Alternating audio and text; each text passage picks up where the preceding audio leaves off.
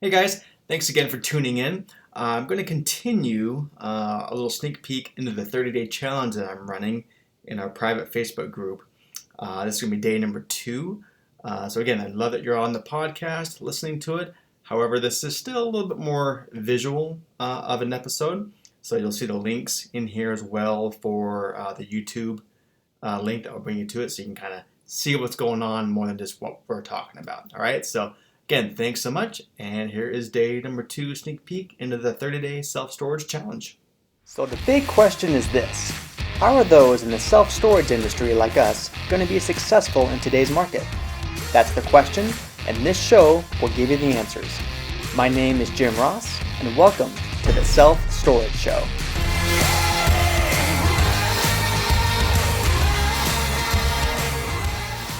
Jump on down. Lifetime customer value.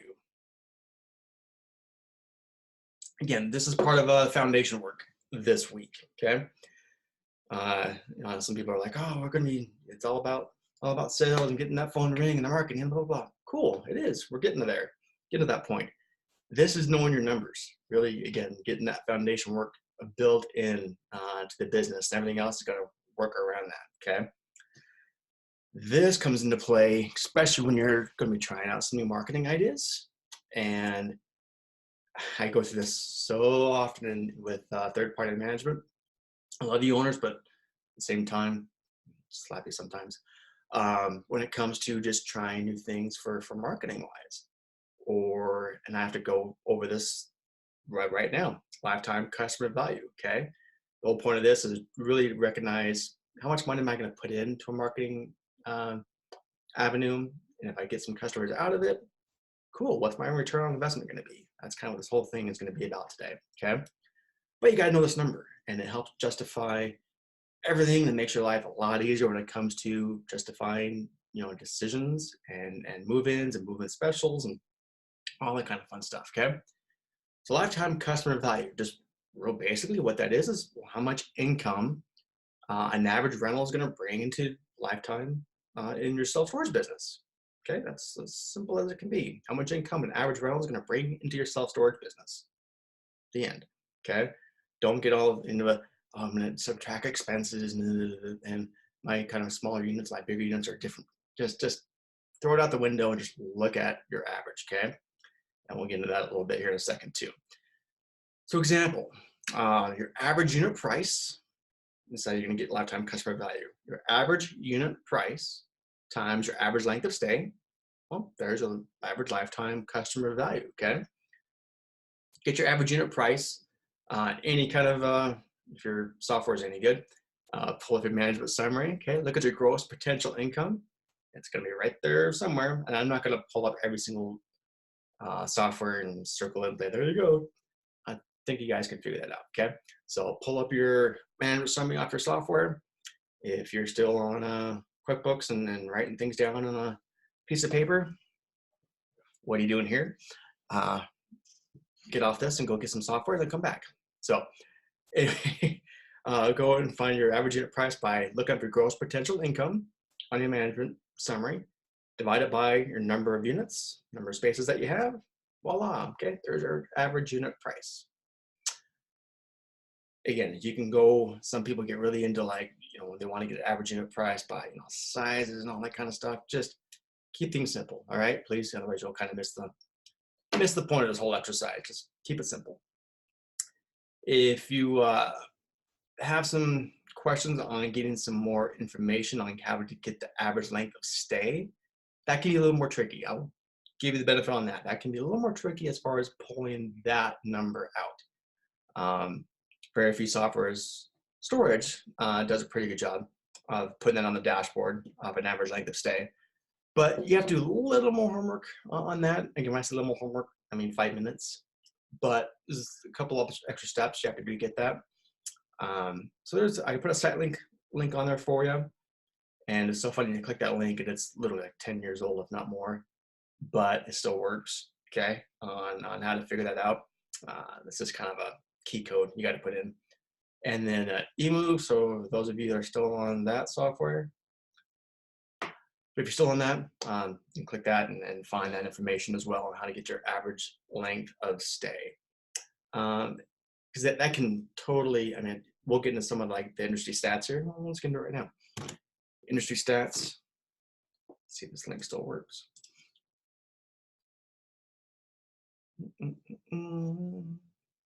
Yeah, it's updated. Cool. Here's some cool stats if you want to kind of go through this. Just look at some more of the storage in general. It's kind of a nice little summary of a lot of stuff. Okay. You can go through that later on if you want. I put the link on there for you. I kind of like stats, getting through it. In fact, I just got the 2020 self-storage almanac, so I'm kind of geeking over that, and I'll be putting a lot of podcast episodes kind of surrounding some stats about that coming out shortly. But some general stats as far as what we're talking about here. Average length of stay, for residential, kind of 9 to 14 months, kind of in that range. So let's just call it 12. And commercial tenants, you can double it. Quite frankly, 28 months plus for commercial tenants, and that's why we all love commercial tenants when they come in. They take rate increases very well. They stay forever. So that's a coveted tenant to get a commercial tenant. But for the most part, we're looking at residential here. Okay, that's majority of your clients are going to be that. So let's just focus on that. Okay. And again, I put here average 9 to 14 months because that's industry average. But again, like I said at the very beginning of this, man, each site location can be just its own anomaly. It really can. You can't compare yourself to an industry stat. You just can't, because that's why I really want you to take the time to get this average length of stay for your facility. Know that number. Okay, don't go off an industry stat. I just wanted to put this there to kind of have yourself something to compare to, quite frankly.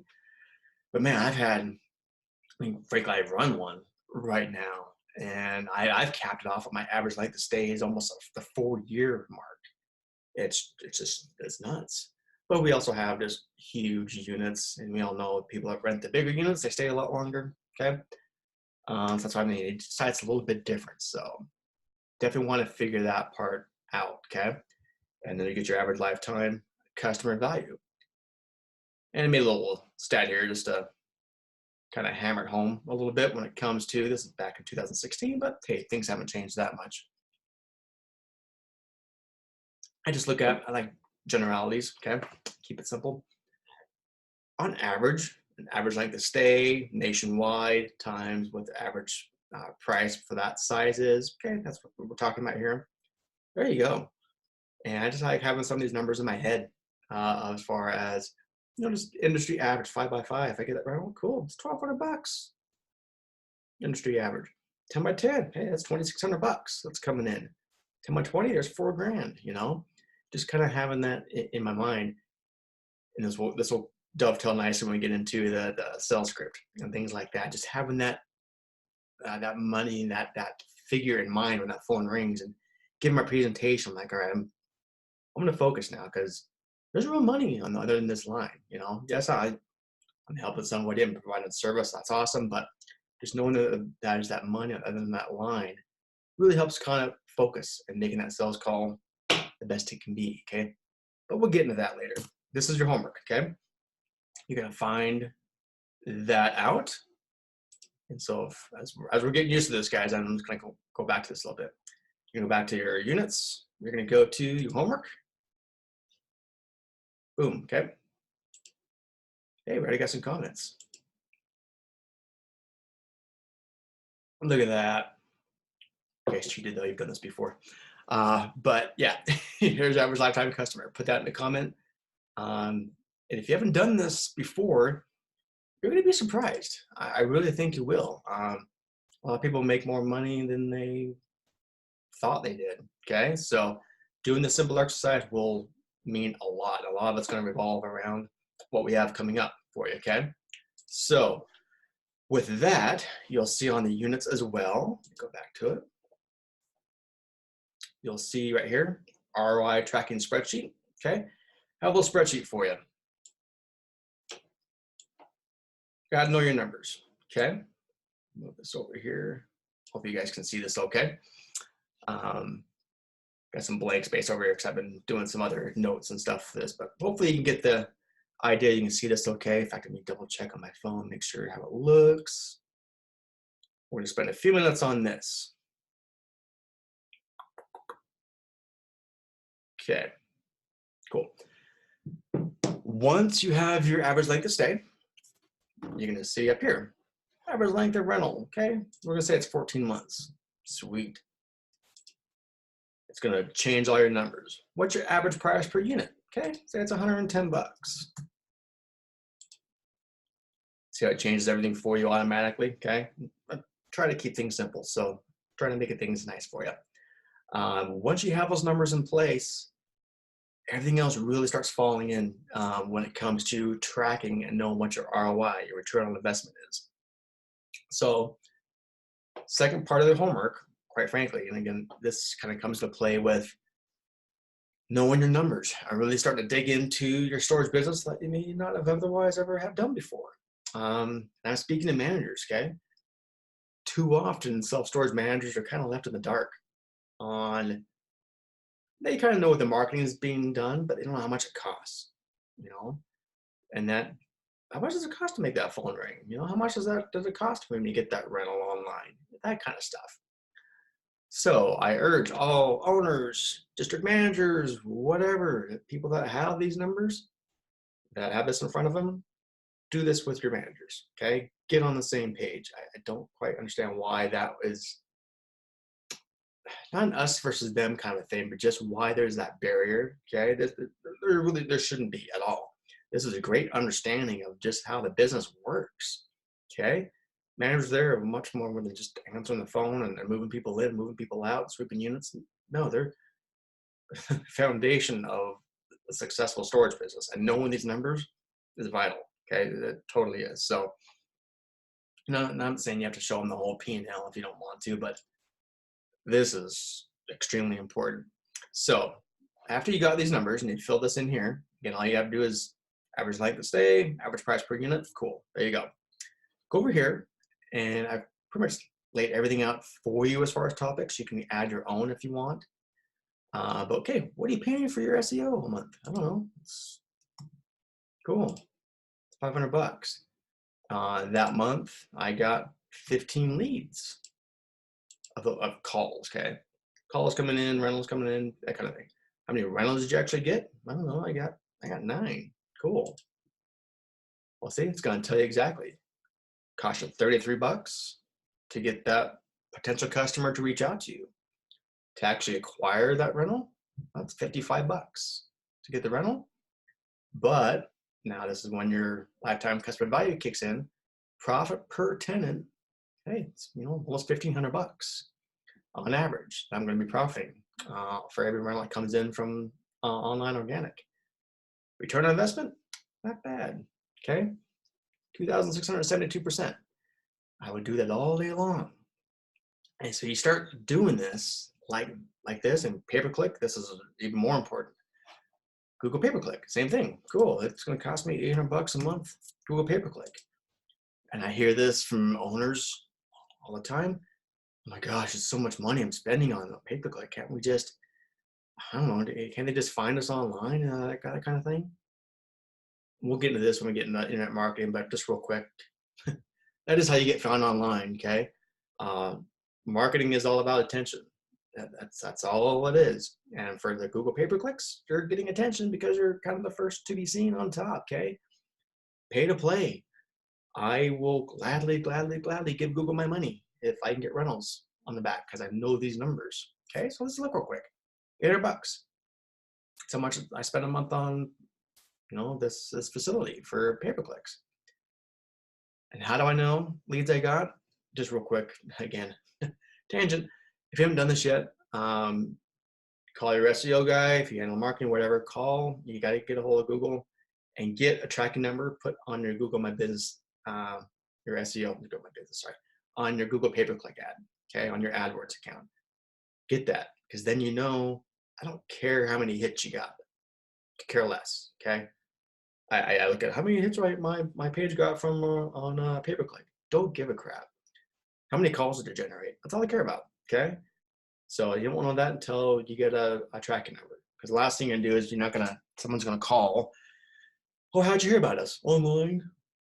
Well, no kidding, but we're online. Don't put the customer in that position of having them trying to defend where they found you, okay? Because they could have found your number different places. Don't put that burden on the customer. Put a tracking number on it, done, okay? Move on. Monthly leads, cool. There's your rentals we got out of it. And this will all change as you're putting these numbers in. They'll track it for you. So then I'm telling the owner, hey, cool. Yeah, we spent $800 a month, but we got 8 leads. We got 6 rentals off of it. Fantastic. You're making this much money, profit per tenant. You're getting 1,000% return on your money. Where else are you going to get that? Okay. You want to get rid of it? All right. And just wait for the phone to ring from organic. Good luck. I'm kind of a jerk sometimes when it comes to my negotiations with owners and budgets, but it's so true. Organic is just, it's hard anymore to break through. It really is. So it's a pay to play game. Okay. You used to pay again, we'll get into marketing. I could talk all day about marketing, but you used to pay for yellow page ads.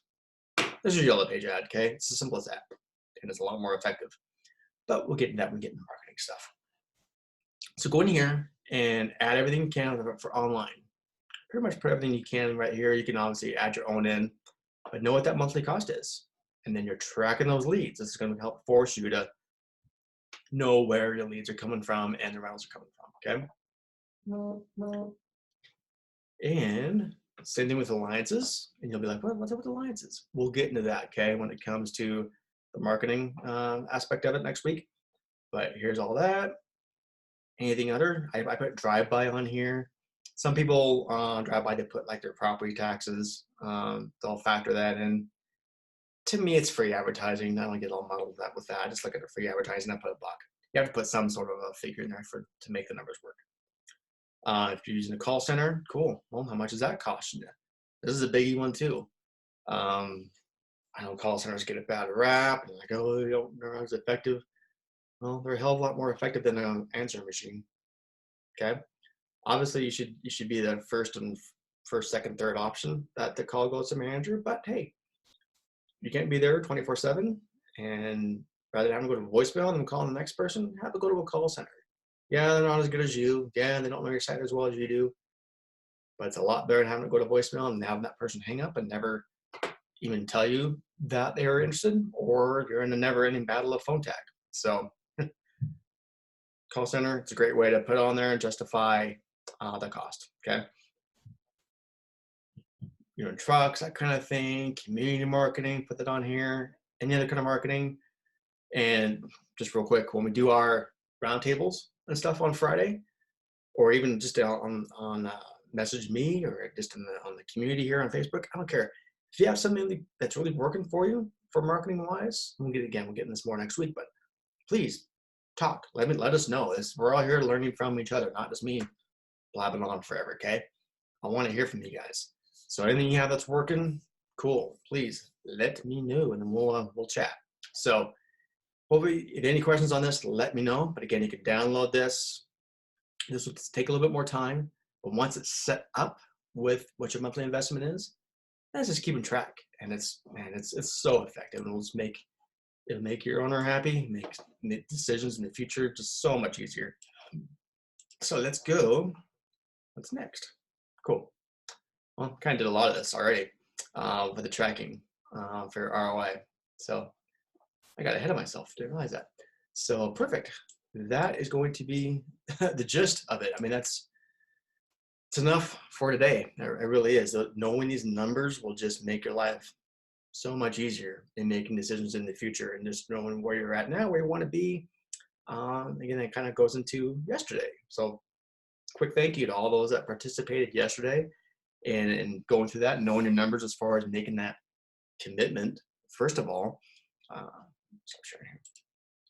Making that commitment of where you're at now, where you want to be, and you declared that for everybody. Proud of you. It's sometimes it's not the easiest thing to do sometimes, of making that kind of declaration. So that's awesome. Anything we can do to meet those goals, beat them by months, ideally. That's the whole point of this. I think with this 30-day challenge, you actually give it your all and do what we're talking about here and take an action. I can guarantee you all the declarations I read yesterday, you're going to hit those no problem and beat the timeline by months. You will.